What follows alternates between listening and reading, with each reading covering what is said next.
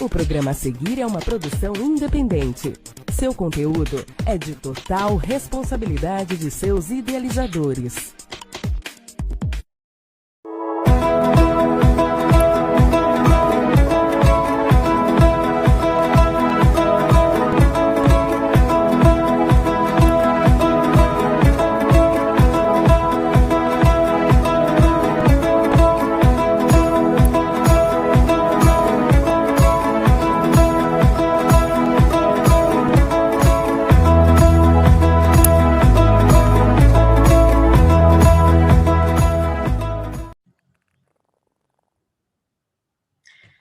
Boa tarde a vocês que nos assistem.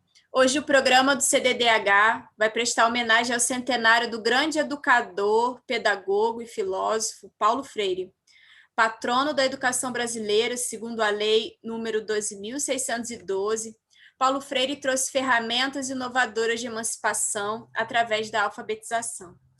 Em 1963, o educador aplicou seu método em Angicos, cidade do interior do Rio Grande do Norte, sendo possível neste projeto a alfabetização de 380 trabalhadores em apenas 45 dias, diante do Brasil da década de 60, com mais de 40% da população totalmente analfabeta. A proposta de Paulo Freire era considerar o diálogo como parte essencial do processo educativo. Este projeto ficou conhecido como as 40 Horas de Angicos. Em 1964, durante a ditadura militar, o trabalho de Paulo Freire foi interrompido, pois poderia incentivar revoltas populares. O educador ficou preso por 72 dias e passou 16 anos em exílio, mas não parou de produzir a sua extensa obra, com mais de 30 livros publicados. Também atuou como secretário de Educação da Prefeitura Municipal de São Paulo, na gestão petista de Luísa Erundina, em 1989. E neste centenário, é importante trazer à memória as ações feitas para uma educação mais libertadora, inclusiva, múltipla e multiplicadora. Hoje temos o prazer de conversar com a professora Ana Tércia, que teve sua formação e prática de ensino na área de educação. Formada em pedagogia, com mestrado e doutorado em educação, também atuou na educação infantil, nos primeiros e segundos segmentos do ensino fundamental, no curso normal, no atual EJA, no curso de pedagogia e também na supervisão de ensino do Estado, com atuação nas escolas estaduais, municipais e privadas, que atualmente é denominada como inspeção escolar. Boa tarde, professora Ana Tércia.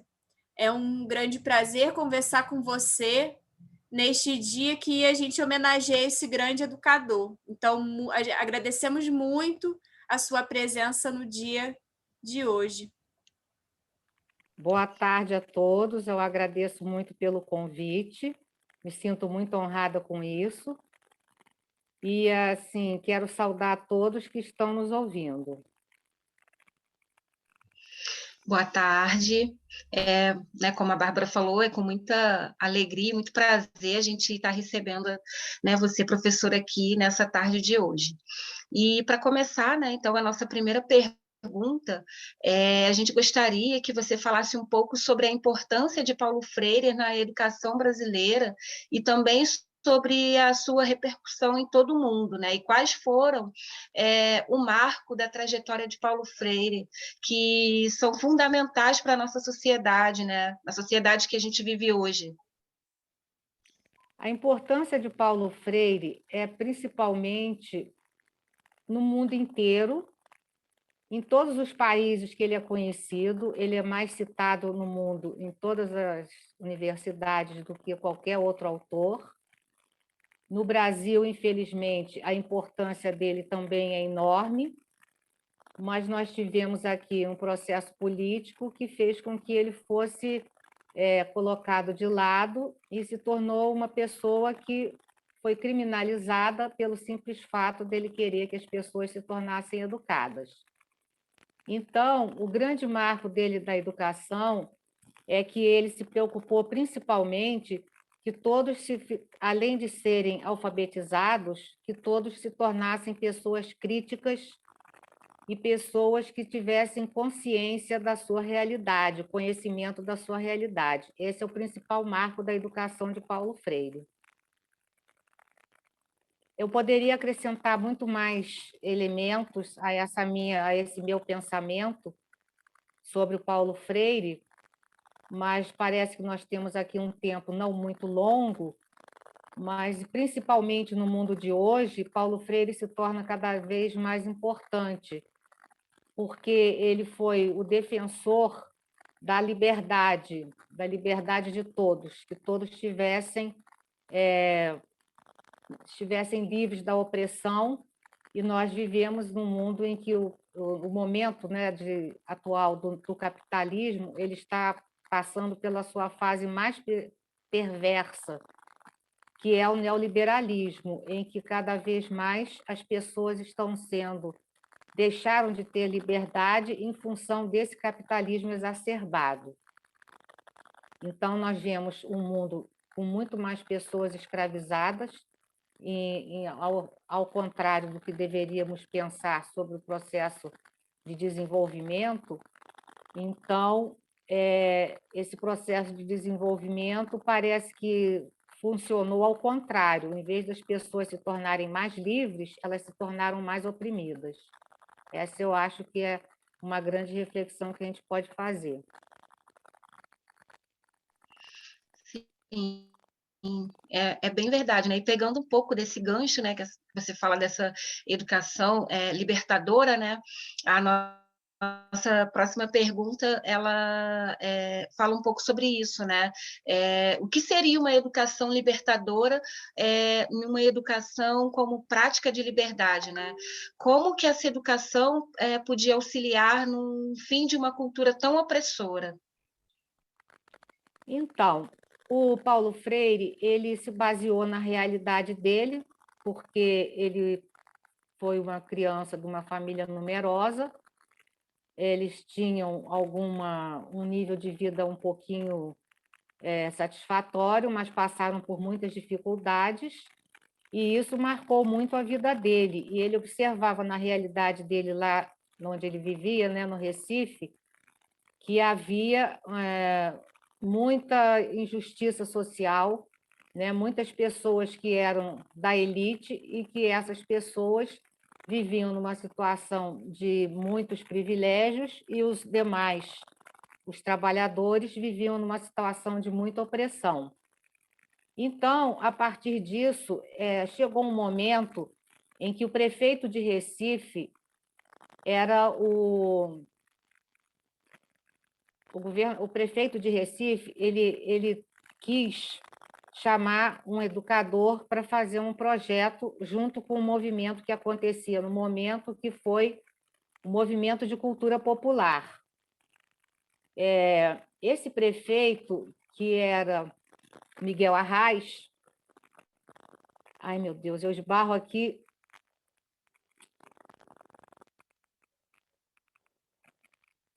Eu esbarro com o dedo, isso vai ficar horrível no vídeo. Mas, enfim, eu estou marinheira de primeira viagem, eu não estou acostumada a participar dessas lives. Eu estava falando do Miguel Arraes, que era o prefeito de Recife, e ele alavancou esse processo de educação que o Paulo Freire passou a desenvolver. Paulo Freire era jovem, né? Ele era formado em Direito, mas ele se envolveu nesse processo de querer fazer uma mudança na realidade lá de Recife, dessa desigualdade social extrema. E nessa época, né, quando eu li o livro de Paulo Freire, o livro que se chama Educação como Prática da Liberdade, eu também quero ressaltar muito que o nome do livro é Educação como Prática da Liberdade. E nessa obra, quando eu li esse livro ele mudou muito a minha vida. Ele não mudou só a minha visão de professora, de educadora. Eu era extremamente jovem, eu estava cursando pedagogia, eu tive uma professora aqui na cidade de Petrópolis, eu estudava na UCP, e eu tive uma professora que tinha vindo da PUC. Nós já estávamos no começo da ditadura militar, E eu consegui, fui uma das poucas alunas da minha turma que consegui esse livro, Educação com Prática da Liberdade, porque dias depois, aliás, já estavam sendo recolhidos esses livros do Paulo Freire, né? Os agentes da ditadura, Sistema Nacional de Informação, né? Eles estavam recolhendo todos os livros que eles consideravam subversivos. E esse livro era um livro considerado subversivo, assim como também o Paulo Freire. Então, eu tive o privilégio de ainda conseguir esse livro. Eu tinha uma pessoa da família que comprou no Rio, e logo depois não havia mais esse livro para ninguém adquirir. Então, eu tenho a primeira edição, que foi de 1967, que eu estava no primeiro ano de pedagogia, e essa professora que veio do Rio, da PUC, inclusive, ela foi, pouco depois, ela foi afastada, e a impressão que eu tenho é que ela também foi presa. Por que motivo esse livro era tão perigoso, né? Qual era a questão? Qual era o problema da subversão? Porque nesse livro eu mergulhei numa realidade que existia no Brasil e que eu não tinha ainda tomado assim consciência dessa realidade muito pesada da desigualdade. Então, eu já tinha a noção disso, mas não tão profundamente como eu vi na leitura do Paulo Freire. Então, eu considero assim da maior relevância que todos nós que estamos querendo estudar, né, essa visão de Paulo Freire, nós tenhamos que ler o Paulo Freire por ele mesmo. Eu acho da maior importância, porque a mudança, a transformação pela qual eu passei foi assim muito impressionante. Então, eu relendo vários trechos do livro, eu vejo muito ele falar das oligarquias, né, das famílias que se tornam, que tomam conta do poder no país, e em todas as regiões do país isso acontece, e ainda acontece até hoje.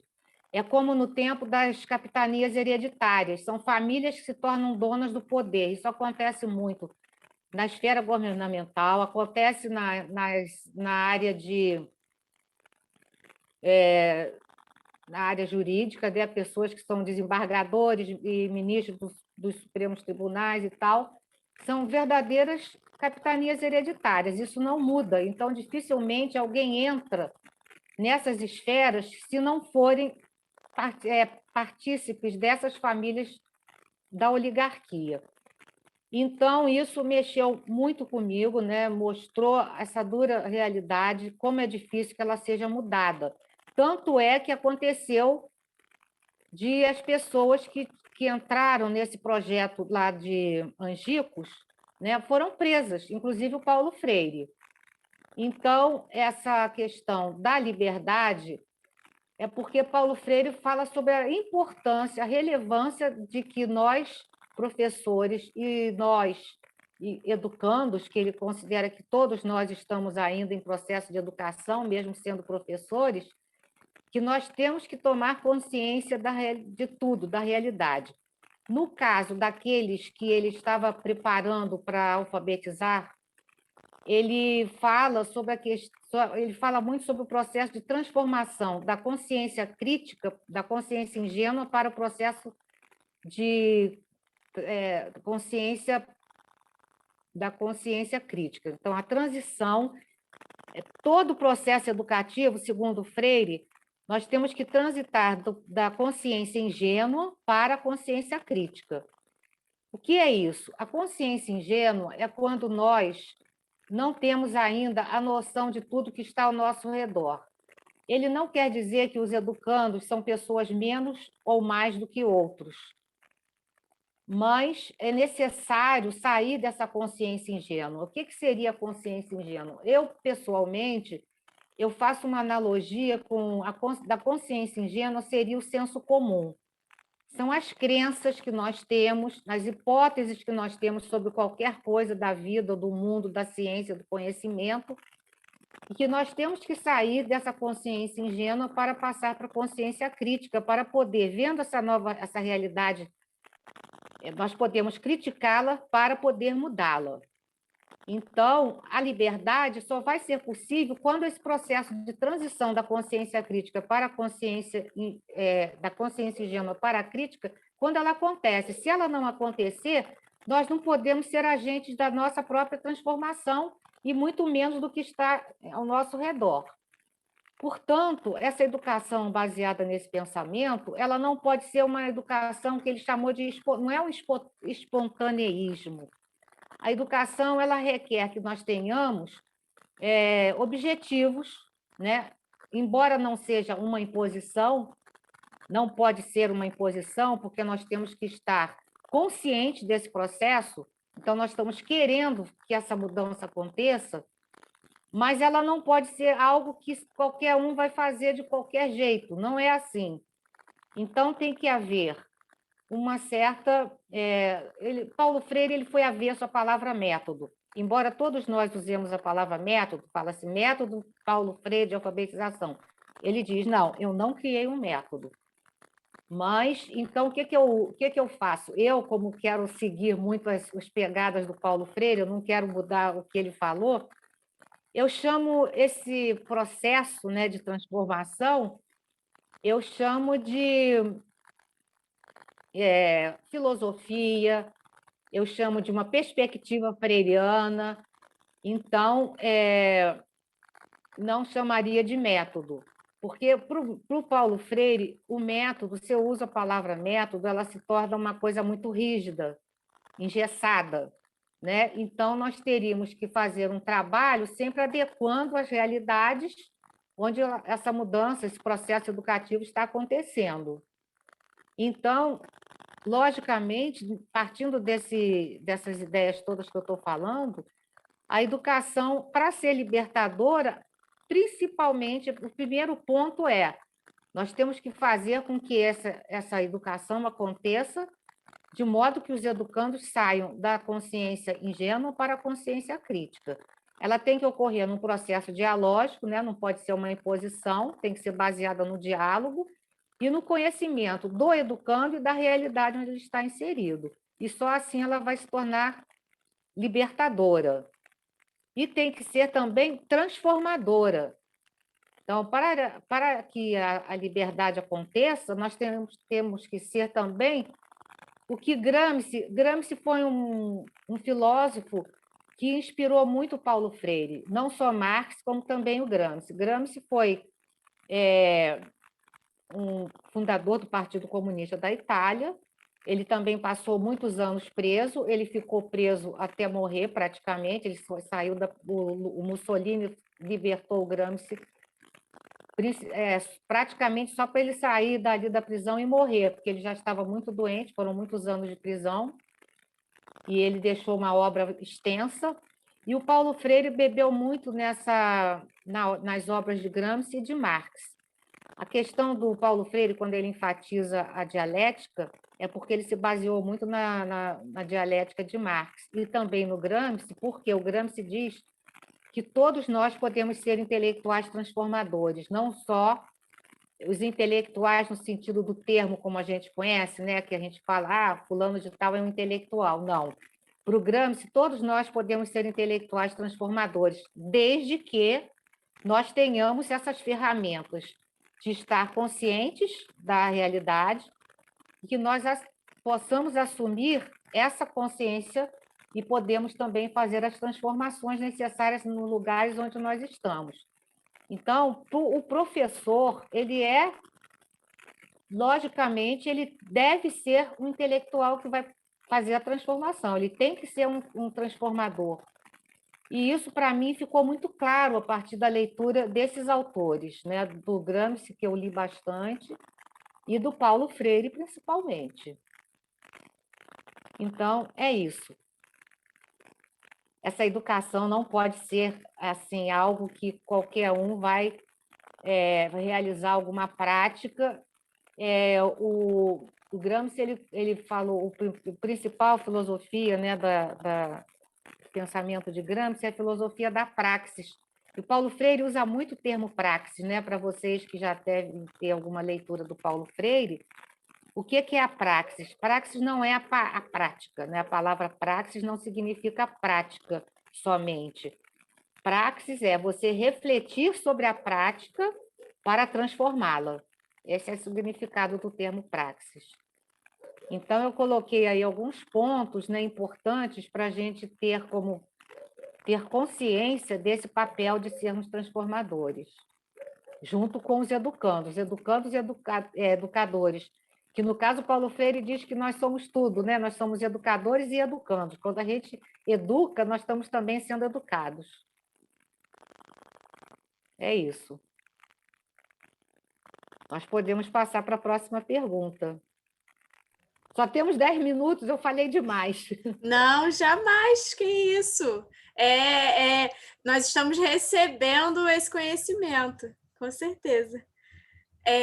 Bom, professora, o Paulo Freire nos diz que, abre aspas, é preciso ter esperança, mas ter esperança do verbo esperançar, porque tem gente que tem esperança do verbo esperar.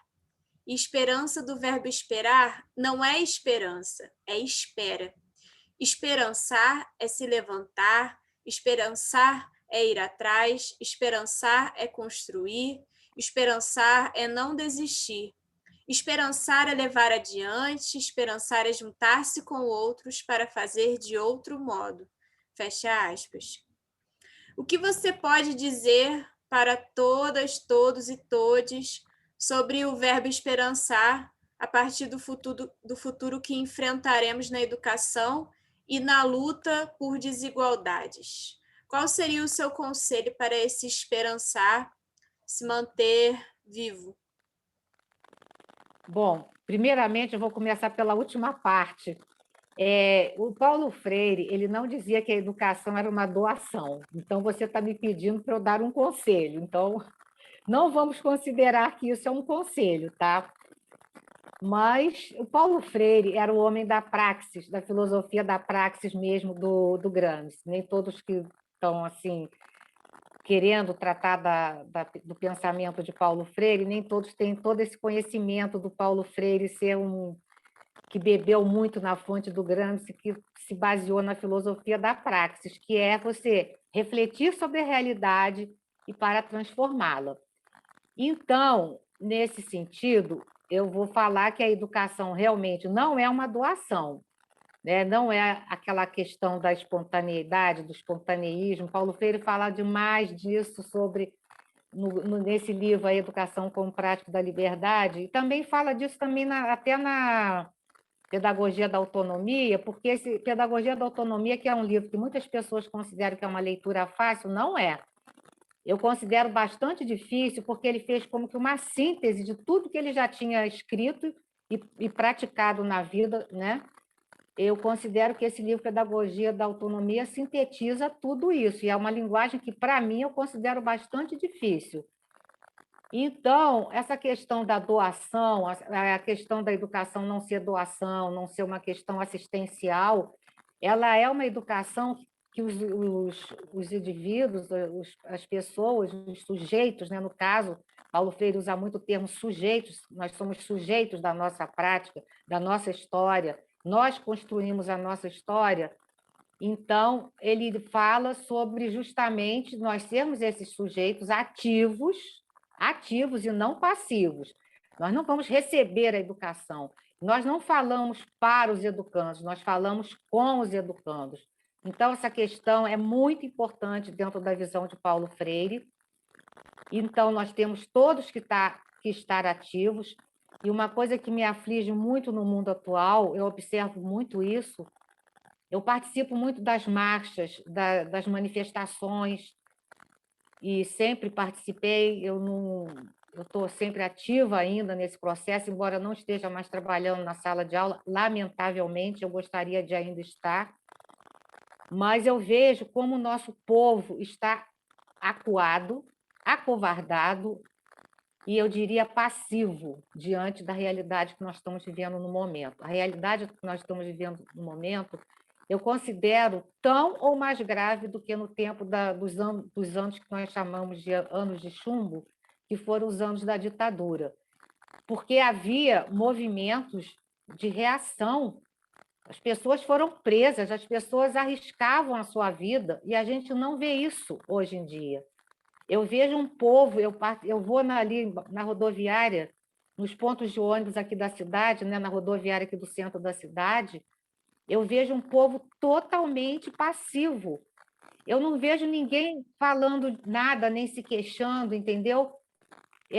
As pessoas vão no supermercado, eu vejo muito isso também, as pessoas estão ali olhando, nem falam, elas não falam que estão achando os preços absurdos. Eu vejo que elas olham assim, querem comprar alguma coisa, elas saem silenciosamente ali daquela gôndola, daquela prateleira. Então, eu acho que isso é um processo que nós fomos passando ao longo dos últimos anos, de afastamento, de alienação mesmo, das pessoas no processo educativo que nós fomos sofrendo ao longo de alguns anos antes, né, anteriores. Então, a educação ela foi muito esvaziada por muitas reformas que foram feitas, até na legislação do ensino, elas foram feitas propositalmente para piorar a qualidade da educação, de modo que as pessoas se tornassem essas pessoas ingênuas. Entendeu? E isso é muito grave. Para que a gente mude isso, nós temos que investir maciçamente numa educação baseada em Paulo Freire, que é uma educação em que todos terão que tomar noção, consciência dessa realidade. A nossa realidade hoje em dia ela tá cheia de gente com celulares, com redes sociais disponíveis, mas as pessoas são manipuladas por mensagens falsas nos seus celulares e elas são cada vez mais ocultadas, a realidade se torna cada vez mais ocultada, mesmo sendo a realidade muito dura. Então, pessoas cada vez mais passando fome, moradores de rua, pessoas desempregadas. Mesmo assim, as pessoas não estão tomando consciência dessa situação, que elas não podem ser assim passivas como estão sendo. Então, voltando lá à pergunta, a missão da educação ela é cada vez mais importante e mais nós temos necessidade de professores, de educadores que sejam conscientes disso para que haja uma mudança. Né? Eu acho isso um grande desafio. Então, nós não podemos ficar esperando que isso aconteça, que caia assim de presente para nós, porque tem que ser uma luta. O Paulo Freire falava muito da educação como luta, né? Nós temos que realmente lutar por essa mudança para que isso volte a ser como num período muito curto. Isso aconteceu, e aconteceu em alguns lugares bem assim, nem todos os lugares. Nós temos um país muito grande, e isso aí é uma grande dificuldade que nós temos, né? Como atingir a todos num país tão gigante, com tantas diferenças culturais, diferenças educacionais, diferenças governamentais, muitos, muitos desafios nós temos pela frente. Então, não é algo para se esperar que alguém venha nos salvar disso. Eu acho que é um processo que todos nós temos que realizar, principalmente nós que somos professores. A escola toda tem que ser mudada, né? Nós tivemos, assim, a escola se tornou um lugar completamente nefasto para que a educação aconteça. Eu vou dizer nesse sentido. Nós recebemos, né, tudo pronto, os livros vêm prontos, as ordens vêm prontas, nós temos que obedecer a todos aqueles processos que já vêm burocratizados. Então, o Paulo Freire ele se preocupou muito com esse aspecto, né, da burocratização da educação.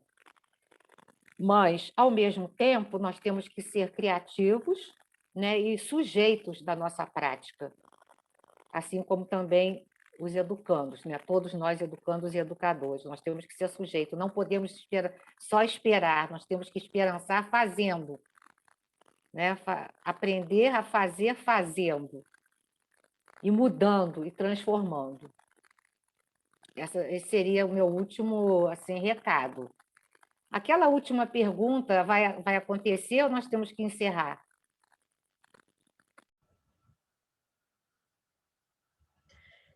Bom, professora Ana Tércia, A gente abre agora para alguma questão que você tem, que você tenha para trazer, para complementar, ou até mesmo para trazer alguma questão para a gente aqui, enquanto Centro de Defesa dos Direitos Humanos. E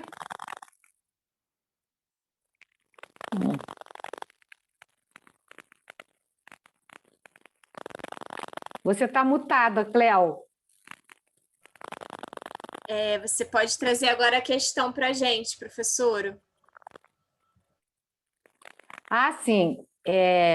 Como eu sei que vocês realizam um trabalho de educação popular, mas eu não conheço de perto, né? Só conheço porque você me falou que vocês tinham um programa assim.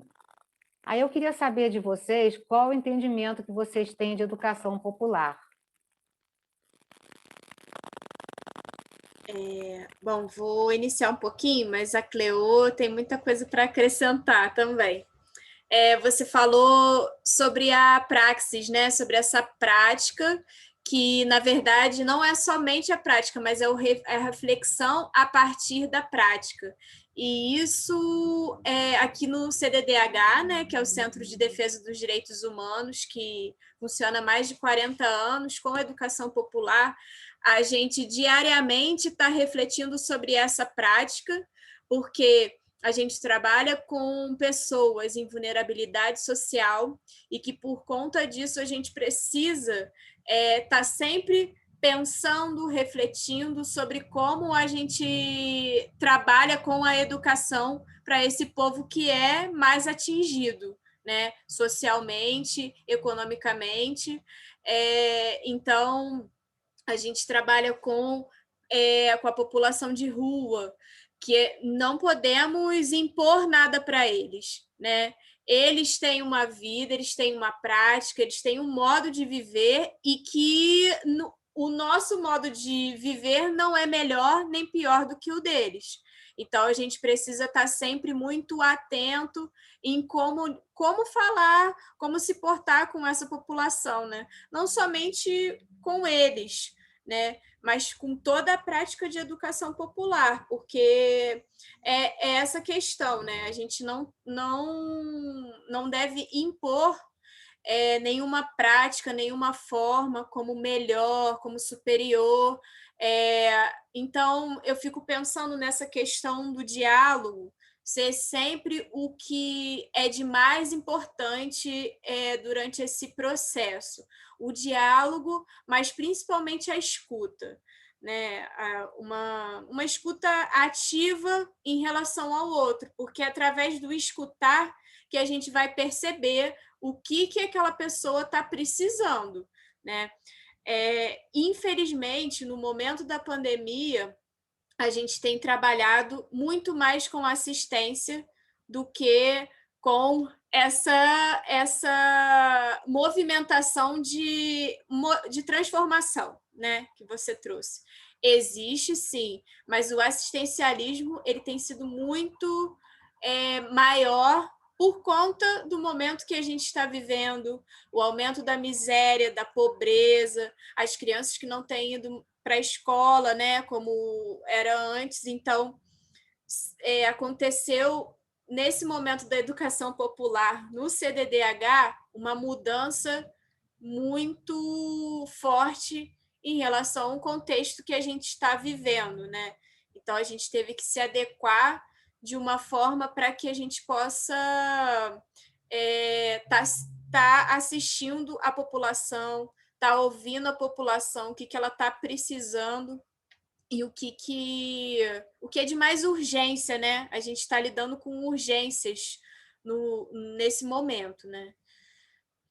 Não sei, a Cleo pode complementar, por favor. Sim, acho que a Bárbara falou bem, né, do que é, né, na verdade, a educação popular para o Centro de Defesa, né? O Centro de Defesa, na verdade, trabalha com a educação popular desde sempre, né? O trabalho nas comunidades, né, do Centro de Defesa vem voltado à educação popular, né? Quando a gente vai para a comunidade, a gente não vai levar algo, né? E sim a gente vai compor junto com aquela comunidade, né? Se a gente entende que naquela comunidade as pessoas elas estão descalços, né? A prática daquela comunidade é ficar de pés no chão, então o centro de defesa tira os seus sapatos e partilha ali com aquela prática, né? É muito mesmo voltado para a questão da educação popular. A gente acredita que é isso, né? Que é o educando, o educando, que é o dessa coisa mesmo, né? Do educando para o educar, né? Então muito nessa questão, né?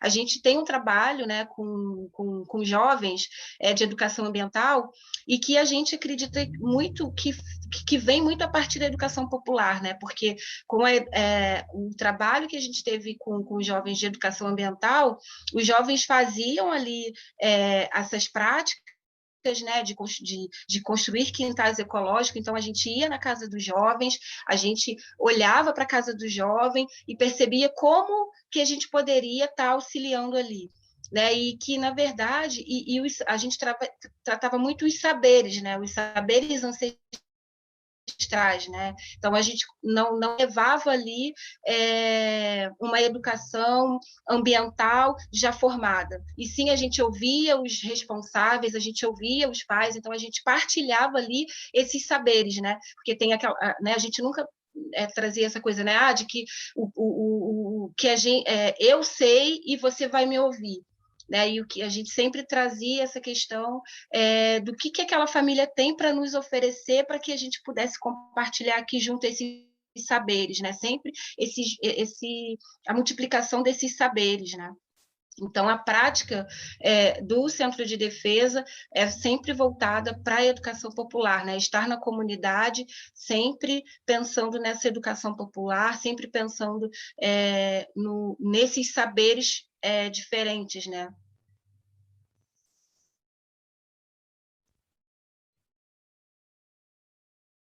Tá desligado o áudio. Peraí. Agora tô podendo Sim, falar? tá ok. Então, eu estou assim, acolhendo o que vocês estão me dizendo, né? E eu não vou, de forma nenhuma, quem sou eu para falar alguma coisa diferente do que vocês estão fazendo, né? Eu sei que o CDDH tem 40 anos de existência, inclusive eu estive aí participando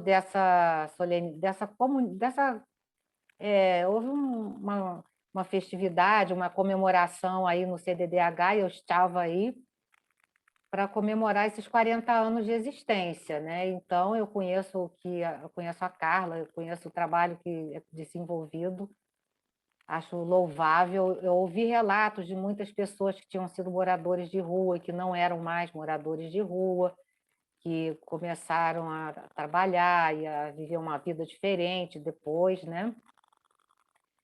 Então, assim, sob a perspectiva de Paulo Freire, a visão de Paulo Freire, eu não sei se é conforme vocês estão pensando. Não vou dizer que vocês não estão de acordo com a visão do Paulo Freire, ou que nem que estão, nem que não estão. Quer dizer, eu estou de acordo com o trabalho que vocês estão fazendo, eu entendo que é um trabalho excelente, que vocês vão às comunidades, eu sei de todo esse trabalho que vocês realizam, mas o Paulo Freire, de forma nenhuma, ele pensa, né, numa educação que seja uma imposição.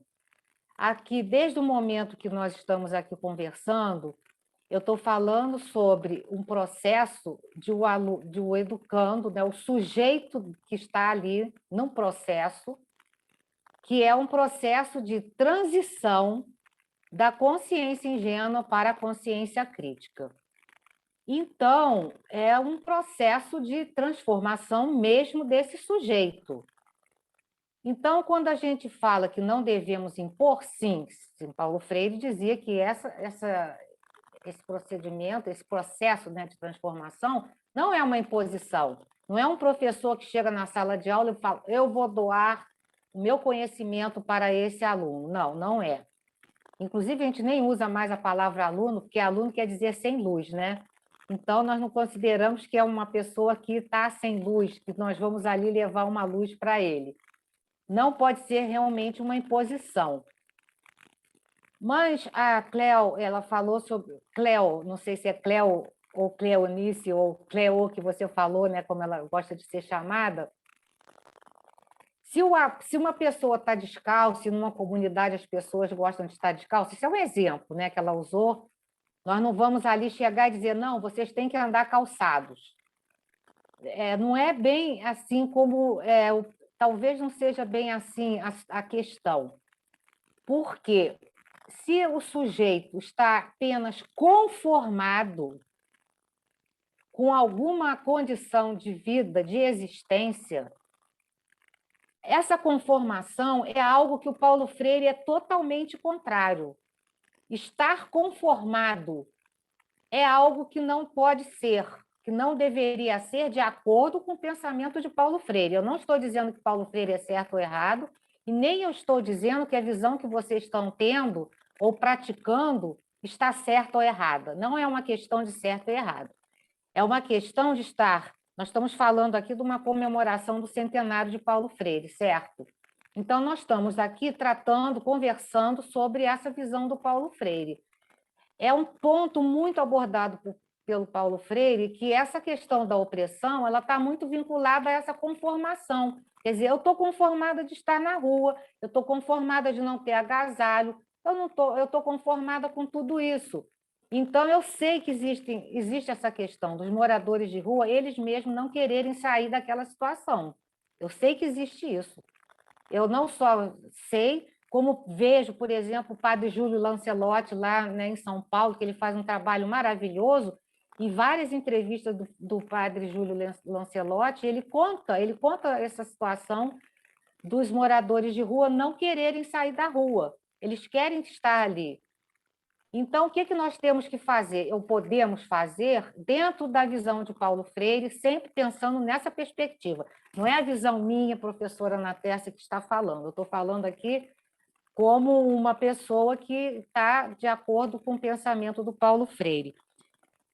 No caso, eu acho que Paulo Freire, ele quando chegou lá nos cortadores de cana, lá no Recife, né, naquela região também do Rio Grande do Norte, e ele esteve em Mossoró, e teve em vários outros lugares do mundo, como na África. Hoje mesmo eu estava relendo as minhas leituras, os meus livros, foi uma coisa muito boa para mim, eu ter que fazer essa revisão, essa revisitação nas minhas leituras, né? Eu estava vendo coisas que eu já tinha lido, marcado, remarcado, comentado nas linhas, né? Nas margens das páginas. Eu não me lembrava de tudo aquilo que eu estava ali escrito, comentando comigo mesma, conversando, porque quando eu leio um livro, eu converso com o autor. Meus livros são todos escritos nas margens, porque eu converso literalmente com os autores, né? Então, na visão do Paulo Freire, realmente tem que haver uma mudança, tem que haver uma transformação do sujeito. Mas esse sujeito ele passa a ter essa vontade de querer mudar no momento que ele toma consciência, que ele sai da consciência ingênua para a consciência crítica. Então, eu acho que se Paulo Freire estivesse vivo aqui, talvez no meu lugar, pode ser que eu esteja completamente errada e enganada sobre isso, mas talvez o Paulo Freire iria chegar, junto com esse sujeito, a uma situação que ele iria ver uma necessidade dele sair daquela condição, entendeu? Porque quando ele conversa lá nos círculos de cultura, que é o processo que ele usava para conversar com os educandos, né, até eles chegarem à leitura, porque eram analfabetos, então ele começava a partir... o processo era uma pesquisa da realidade daquele educando. Então, ele ia pesquisar na realidade os dados para eles escolherem as palavras que seriam as palavras que iriam ser usadas para eles serem alfabetizados, que seriam as palavras geradoras, né, os temas geradores. Então, a partir daí, ele ia perceber a necessidade dele mudar quando ele fala da arte, da cultura, ele leva os educandos a pensarem: você pode mudar a sua realidade. Quando você vê ali um barro, você pode ali fazer aquilo se transformar num tijolo. Quando você vê o cânhamo, você pode pegar aquele cânhamo e transformar numa cesta, fazer um trabalho de cestaria, né?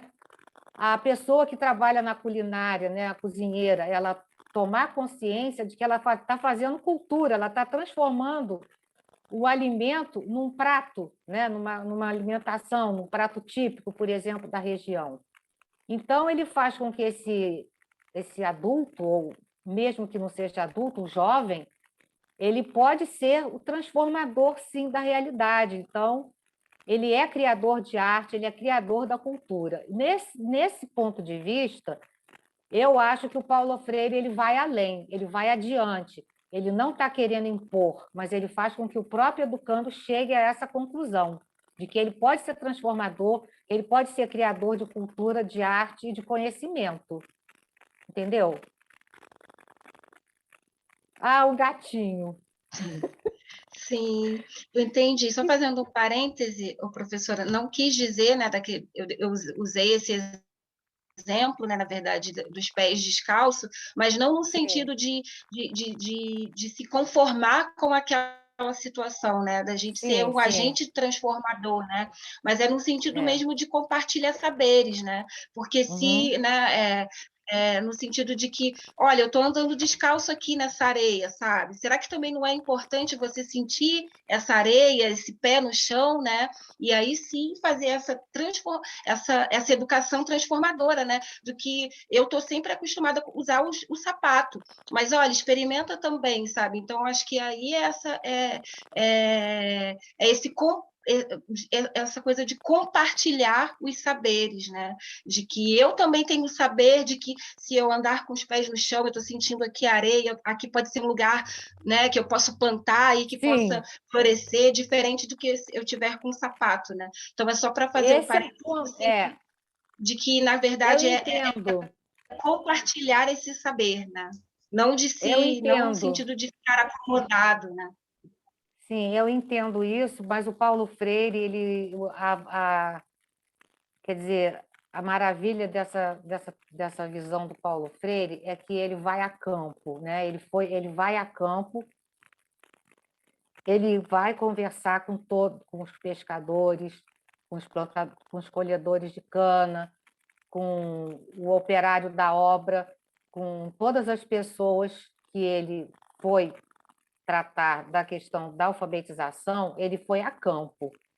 Ele foi a campo, gravava as conversas, e a partir do que ele colhia dessas conversas é que começava o processo realmente da alfabetização das palavras, porque da prática eles já tinham, né? Ele já era lá um trabalhador, certo? Já eram trabalhadores, todos eram trabalhadores, não era essa realidade que vocês estão trabalhando, que é a realidade muito. Eu sei que o trabalho do CDDH está muito focado nesse trabalho com os moradores de rua, com comunidades muito carentes, né? Pessoas que realmente são necessitadas de um auxílio, né? A gente sabe disso, mas analisando toda essa realidade, eu vejo a questão do povo estar muito realmente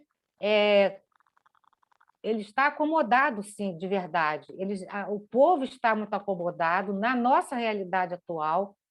A gente não vê uma reação de verdade como deveria estar havendo para tudo que está acontecendo na nossa realidade atual, por exemplo, não é? Muito desemprego, né? Pessoas estão passando fome, nunca se viu tanta gente pedindo esmola.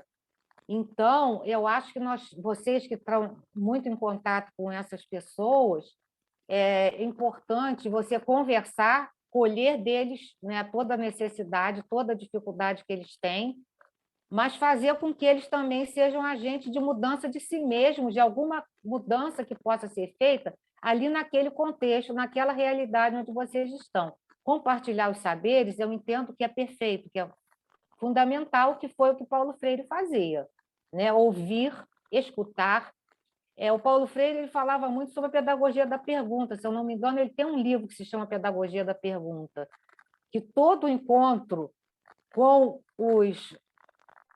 as pessoas com quem nós estamos ali pretendendo realizar algum trabalho de educação, nós temos que primeiro fazer com que eles nos perguntem algo, né? Não só você vai conversar com eles e falar alguma coisa, mas principalmente você vai ter uma expectativa dele falar, dele perguntar.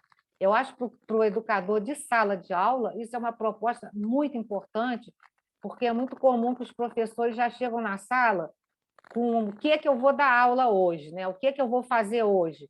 Então, é importante você tentar mudar isso, tentar mudar fazendo com que vocês gostariam de aprender hoje, né? Qual é o assunto que está incomodando vocês, qual é o assunto que está provocando a curiosidade de vocês, o interesse de vocês, que eu acho que tem a ver com esse trabalho que vocês estão fazendo. Eu não sei se vocês estão entendendo tudo isso que eu estou falando, que eu não estou colocando que vocês não estão de acordo, mas eu considero que realmente o Paulo Freire ele é um avanço, ele traz uma novidade, ele traz uma revolução, vamos dizer assim. E eu estava lendo hoje, eu estava relendo sobre educação popular, lá sobre o movimento cultural, o movimento de cultura popular lá do Recife, que foi um movimento que se baseou muito lá na educação cubana. Então, é uma educação que visou realmente fazer uma revolução, uma transformação total na educação, que era uma educação bancária, era uma educação do professor chegar, dar sua aula, e ele é o que está fazendo com que as pessoas só recebam, né? Só recebam as informações, os conhecimentos. Então, é importante, sim, você chegar lá no chão com eles, no chão mesmo, como você está falando, de sentir a areia no pé. Mas isso daí também pode ser um sentido figurado, não necessariamente ser você estar de pé no chão ali com a areia no pé. Por quê? Em Petrópolis, principalmente no frio de hoje, ninguém vai querer estar com o pé no chão, né? Até nós temos, infelizmente, casos assim. Se a gente for ali na praça ali do Rosário, né, nós vamos ver que tem pessoas ali descalças, deitadas ali naqueles bancos daquela pracinha da Inconfidência, não é? Então, é nesse sentido, eu acho que as pessoas não podem estar tão assim, aceitando aquilo como está. É justamente a revolução que precisa ser feita, fazer com que as pessoas não estejam só aceitando, e sim se revoltando, realmente ficar inconformado, né? Ficar indignado. Paulo Freire usava muito a palavra indignação. Se indignar não significa falar palavras de baixo calão, né? Nem agredir ninguém, mas é estar indignado com a realidade de pessoas que estão sendo aviltadas, né? que estão passando por uma injustiça, porque todos temos direito a ter saúde, educação e habitação. Isso é o direito de todos nós, conforme até a nossa Constituição, certo? Então, eu acho que não sei se vocês entenderam a minha defesa aqui do Paulo Freire. Eu estou aqui no lugar de defensora do pensamento do Paulo Freire. Certo? Não, então, é isso que eu tinha para falar. Com certeza, professora. A gente compreendeu e absorveu tudo isso que você trouxe, né, trazendo todo esse pensamento desse grande educador que foi o Paulo Freire, né, que colocou a prática, né, nesse sentido de fazer, né, nesse sentido de construir esse verbo esperançar, que é na ação, né? Então, a gente compreende muito, compreende e, de certa maneira, a gente também está aqui aprendendo cada vez mais e aprendendo também com essas populações que a gente atende, com os jovens também, que trazem, como você falou, né, de o que você quer saber hoje, né? Hoje a gente tem um projeto com jovens também, em que eles ensinam muito para a gente, né? É sempre essa troca de educador e educando, que é sempre um olhando para o outro, né? Então, a gente agradece você sendo uma defensora do Paulo Freire também, para manter esse pensamento vivo também na gente, para que a gente sempre aprofunde os nossos estudos, a nossa forma de atuação também. Então, a gente agradece muito. E a gente gostaria... Sim. Eu que agradeço por eu ter tido essa oportunidade de revisitar meus livros, minhas leituras, estar em contato com vocês. Isso é muito agradável para mim, entendeu? Eu estou me colocando à total disposição quando vocês quiserem, precisarem, se eu puder colaborar, contribuir de alguma forma. Eu até evito também de falar a palavra ajudar, porque, no caso, é uma ajuda mútua, né? É uma troca, é um diálogo. E, assim, reforçando a questão da filosofia da praxis, a praxis é justamente esse movimento contínuo, de você refletir sobre a prática, mas tentar mudar, fazer a mudança. Não é só a prática, é a prática, refletir sobre essa prática e querer mudar essa prática. Eu acho que é um movimento contínuo, é circular e não podemos parar. É isso que é muito difícil, é muito desafiador, entendeu? Isso é muito desafiador, principalmente na realidade que nós estamos hoje, atualmente. Não só no Brasil, mas em muitos lugares do mundo, em muitos países, isso está sendo muito necessário. É essa luta, né? É essa luta que ele diz. Bom, então, a gente... para terminar, eu só queria instar a todos que participem da manifestação que vai ter dia 2, eu não poderia deixar de falar nisso, sendo uma freiriana convicta, que nós precisamos de nos manifestar na realidade atual contra tudo que está acontecendo no nosso país. Nós precisamos de fazer isso, para lutar contra a desigualdade, contra tudo isso que nós estamos enfrentando nesse momento. É isso. Tá? Obrigada. Muito obrigada, professora. Foi um prazer.